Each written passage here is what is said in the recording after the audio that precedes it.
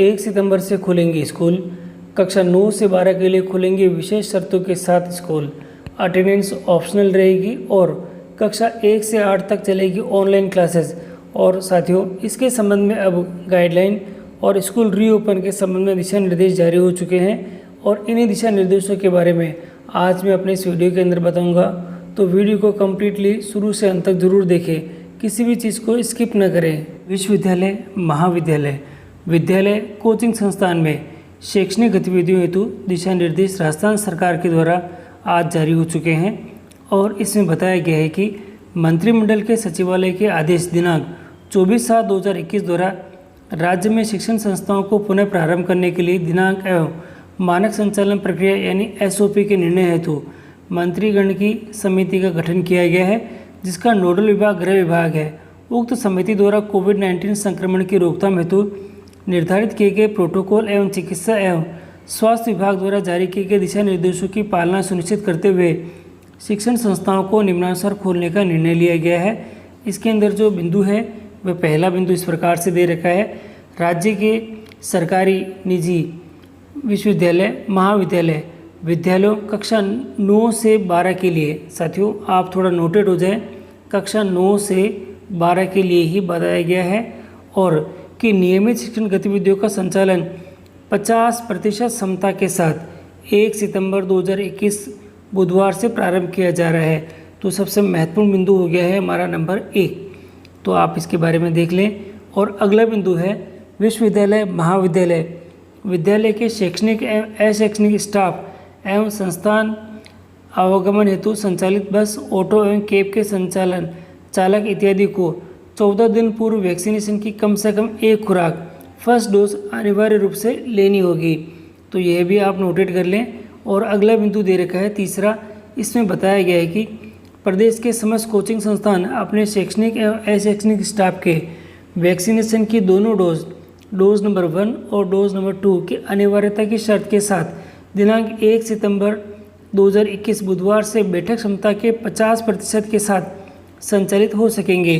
साथ ही संबंधित संस्थान द्वारा इंटीमेशन के माध्यम से ऑनलाइन वेब पोर्टल जो कि दे रखा है पर संस्थान में बैठक क्षमता एवं कुल स्टाफ कार्मिकों के प्रतिशत वैक्सीनेशन की सूचना अपलोड करनी होगी। शैक्षणिक एवं अशैक्षणिक स्टाफ विद्यार्थियों के आवागमन हेतु संचालित स्कूल बस, ऑटो, कैब इत्यादि वाहन की बैठक क्षमता के अनुसार ही अनुमत होंगे। तो ये ध्यान रखिएगा। अगला बिंदु दे रखा है नियमित कक्षाओं के अध्ययन के लिए छात्रों की अल्टरनेट सीटिंग बैठक व्यवस्था इस प्रकार की जाएगी कि प्रत्येक कक्ष में छात्रों की उपस्थिति कक्ष की क्षमता के 50% से अधिक नहीं होगी। तो आप इसको थोड़ा ध्यान से देख लीजिएगा। अगला बिंदु दे रखा है मेरे पास में ऑनलाइन और डिस्टेंस लर्निंग अध्यापन का प्रीफर्ड माध्यम रहेगा और इसे प्रोत्साहित भी किया जाएगा। अगला बिंदु दे रखा है कक्षा 1 से 8वीं तक की नियमित शिक्षण गतिविधियां आगामी आदेश तक केवल ऑनलाइन माध्यम से ही संचालित की जाएगी। तो यह भी इसके बारे में आप नोटेड हो जाएं कि कक्षा 1 से 8 केवल ऑनलाइन ही पढ़ाई जाएगी। अभी नियमित रूप से स्कूल बुलाना बच्चों को नहीं है। राज्य में शिक्षण गतिविधियों के सुचारू संचालन हेतु शिक्षण संस्थाओं जैसे कि विश्वविद्यालय, महाविद्यालय, विद्यालय, कोचिंग संस्थान द्वारा निम्न की पालना सुनिश्चित की जाएगी। तो ये जो पॉइंट है ये बहुत महत्वपूर्ण है, अब आप नोटेड हो जाए इसके बारे में। शिक्षण संस्थाओं में आने से पूर्व सभी विद्यार्थियों द्वारा अपने माता पिता, अभिभावक से लिखित में अनुमति लेना अनिवार्य होगा। वे माता पिता, अभिभावक जो अपने बच्चों को अभी ऑफलाइन अध्ययन हेतु संस्थान नहीं भेजना चाहते हैं उन पर संस्थान द्वारा उपस्थिति हेतु दबाव नहीं बनाया जाएगा। अटेंडेंस ऑप्शनल होगी और उनके लिए ऑनलाइन अध्ययन की सुविधा निरंतर संचालित रखी जाएगी। साथियों, अगला बिंदु है शिक्षण संस्थाओं द्वारा प्रार्थना सभा यानी असेंबली का आयोजन नहीं करना है। थोड़ा ध्यान दीजिएगा इसके ऊपर। अध्ययन अवधि के दौरान संस्थान में एवं आवागमन के दौरान फेस मास्क पहनना अनिवार्य होगा। नो मास्क नो एंट्री की पालना आवश्यक है। किसी विद्यार्थी स्टाफ द्वारा पालन नहीं किए जाने पर संस्थान द्वारा मास्क उपलब्ध कराया जाना सुनिश्चित किया जाएगा।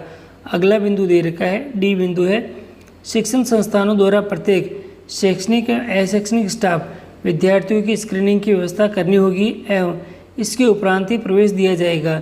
तो ये भी आप नोटेड हो जाएं। अगला बिंदु दे रखा है मुख्य द्वार पर प्रवेश और निकास के दौरान संस्थान परिसर कक्षाओं में सामाजिक दूरी यानी 2 गज की दूरी का पालन ध्यान रखा जाएगा। संस्थान में किसी भी स्थान पर विद्यार्थी, अभिभावक, कर्मचारी अनावश्यक रूप से एकत्रित न हो एवं संस्थान परिसर में स्थित कैंटीन को आगामी आदेश तक बंद रखा जाए। तो कैंटीन को बंद रखना है, आप इसके बारे में ध्यान से देख लीजिएगा। अगला बिंदु दे रखा है, प्रत्येक फ्लोर पर क्लासरूम एवं फैकल्टी रूम में कुर्सियां, सामान्य सुविधाएं एवं मानक संपर्क में आने वाले सभी बिंदुओं जैसे रेलिंग्स, डोर हैंडल्स एवं सार्वजनिक सतह, फर्श आदि प्रतिदिन सैनिटाइज किए जाएं एवं खिड़की दरवाजों को खुला रखा जाए ताकि हवा का पर्याप्त प्रभाव सुनिश्चित रहे। और अगला बिंदु दे रखा है, संस्थान में प्रतिदिन काम में आने वाले स्टेशनरी एवं अन्य उपकरणों को सैनिटाइज करना अनिवार्य होगा। अगला बिंदु है, सार्वजनिक स्थान पर थूकने पर प्रतिबंध हो एवं उल्लंघन किए जाने पर नियमानुसार दंड कारित किया जाए। तो ये भी आपको ध्यान रखना होगा।